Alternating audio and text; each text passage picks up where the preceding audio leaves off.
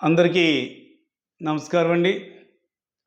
ఈ మధ్య మీరందరూ కూడా చూసే ఉంటారు.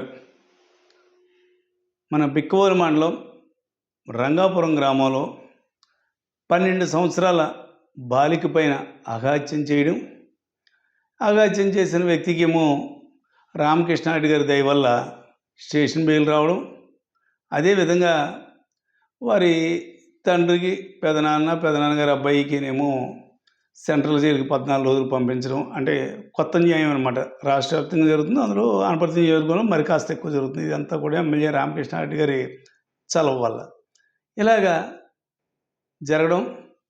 అది జరిగిన 10 రోజుల తర్వాత ఒక మహిళ హత్యకు గురి కావడం.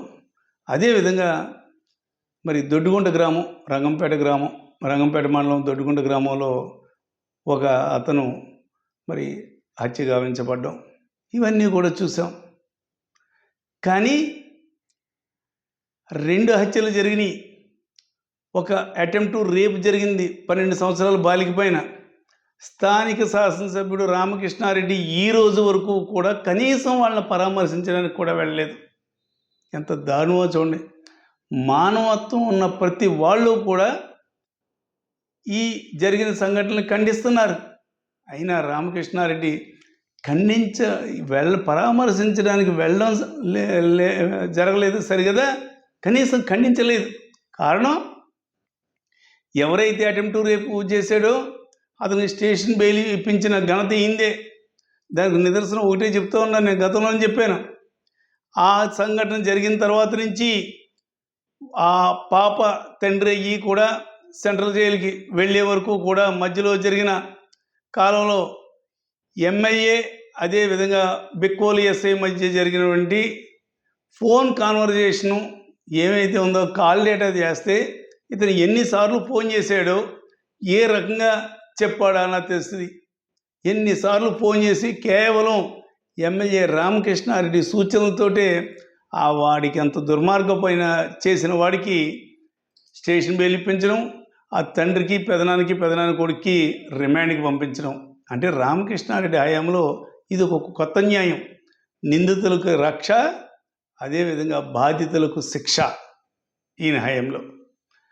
గతంలో చూసాం. అంటే అనపర్తి నియోజకవర్గం ఏ రకంగా పోతుందా అన్నది ఒక్కసారి ఆలోచించండి. గతంలో మొన్నే సంవత్సరం కూడా కాలేదు, పందలపాక గ్రామంలో ఒక మహిళ దారుణంగా హత్య గావించబడింది. హత్య చేసిన వ్యక్తి ముద్దాయి ఎవరు అంటే, ఈ రామకృష్ణారెడ్డికి టిక్కెట్ రాకపోతే నేను చచ్చిపోతానని పెట్రోల్ టీని పట్టుకుని రామకృష్ణారెడ్డి చేసిన ఇదిగా డ్రామా చేశాడు ఆర్టిస్ట్. పెట్రోల్ పోసుకుని నేను చనిపోతాను, నేను టిక్కెట్ రాకపోతేనని ఎవరైతే ఆ వ్యక్తే. అంటే కేవలం తెలుగుదేశం పార్టీకి సంబంధించిన కార్యకర్త ఆ రకంగా చేశాడు. అంటే ఒకళ్ళని చూసి ఒకళ్ళు అలా రకంగా రెచ్చిపోతున్నారు. అంటే తెలుగుదేశం పార్టీ వాళ్ళు ఏం చేసినా, మనకు రామకృష్ణారెడ్డి ఉన్నాడు, మనం ఎవరైనా మర్డర్ చేసినా, మానభంగాలు చేసినా ఎవరు కూడా మన మీద సెక్షన్లు ఉండవు, కేసులు ఉండవని భావిస్తున్నారు ఏంటో. ఒకళ్ళని చూసి ఒకళ్ళు స్ఫూర్తి పొందుతున్నారు. రంగాపురం గ్రామంలో ఎవరైతే ముద్దాయి ఉన్నాడో, ఈ 12 సంవత్సరాల బాలికను చెరచబోయిన ముద్దాయి, ఆ ముద్దాయి తెలుగుదేశం పార్టీ సంబంధించిన వాడు.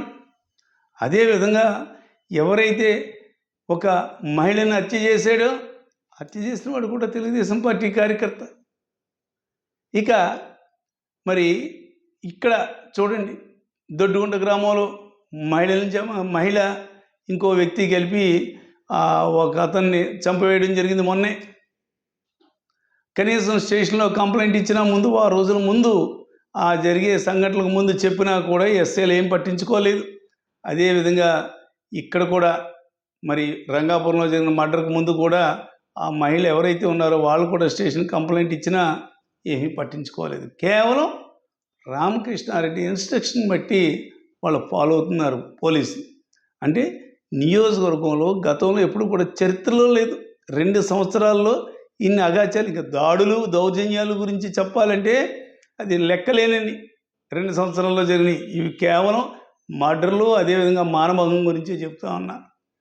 ఇవన్నీ జరిగిన కనీసం రామకృష్ణ నేను ఒకటి అడుగుతున్నా, రంగాపురం చుట్టుపక్కలకి వెళ్ళారు, కానీ రంగాపురం గ్రామానికి మీరు వెళ్ళలేదు, వాళ్ళని పరామర్శించలేదు.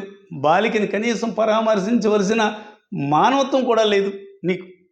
అదేవిధంగా ఎవరైతే హత్య గావించబడ్డారో మహిళ, ఆ మహిళ కుటుంబాన్ని కనీసం పరామర్శించలేదే. అదేవిధంగా దొడ్డుగుంట, ఆ చుట్టుపక్కల అన్ని చోట్లకి వచ్చారు. దొడ్డుగుంట గ్రామంలో ఎవరైతే చనిపోయారో వాళ్ళ కుటుంబాన్ని కనీసం పరామర్శించలేదు. అంటే మానవత్వం లేని మనిషి నువ్వు. కనీసం మానవత్వం ఉంటే ఇప్పటికి అంటే అసలు వెనకాల ఉండి నడిపించిన సూత్రధారు నువ్వే. అందుంచే కాళ్ళేట తీయమంటున్నాను. పోలీసులకు ఎన్నిసార్లు నువ్వు ఫోన్ చేసి మాట్లాడావో ఎస్ఐ తోటి ఇవి కూడా తెలుస్తుంది. అందులోను ఆ కాళ్ళేట వేస్తే నీ నిజస్వరూపం బయటపడుతుంది. ఇన్ని చేసి కనీసం పరామర్శించడానికి కూడా లేదంటే దీని వెనక మరి ఎవరి హస్తం ఉందో ఏమిటా అన్నది నియోజకవర్గ ప్రజలందరికీ కూడా తెలియాలి. అంటే హస్తం అంటే కేవలం ఈ ముద్దాయిల్ని రక్షించడానికి ఏ రకంగా మరి ఏ పెద్ద మనిషి ఈ రకంగా సహాయపడ్డాడా అన్నది విషయం బయటికి రావాలంటే ఆ కాళ్ళేట వేస్తే తెలుస్తుంది. ఇది నియోజకవర్గ ప్రజలందరికీ కూడా తెలియచేయాలనే ఉద్దేశంతో ఈ రోజున ఈ వీడియో రిలీజ్ చేయడం ముఖ్య ఉద్దేశం. అంతేకాకుండా అనపర్తి నియోజకవర్గంలో ఈ రకంగా జరుగుతుంటే పక్కన ఉన్న ద్వారపూల్లో కూడా ఒక అబ్బాయిని హత్య చేయించడం జరిగింది. అంటే అనపర్తి నియోజకవర్గంలో ఆ రకంగా జరుగుతుంది. కంటిన్యూ ఒకళ్ళు చూసి ఒకళ్ళు స్ఫూర్తి పొందుతున్నారు. రామకృష్ణ అంటే నేను ఈ పుణ్యం అంటాను. ఏది ఏమైనా ఇటువంటి దౌర్జన్యాల్ని నువ్వు ప్రోత్సహిస్తున్నందుకు తగిన మూల్యం మాత్రం చెల్లించుకోవాల్సి వస్తుందని మరొక్కసారి చెప్తా ఉన్నా.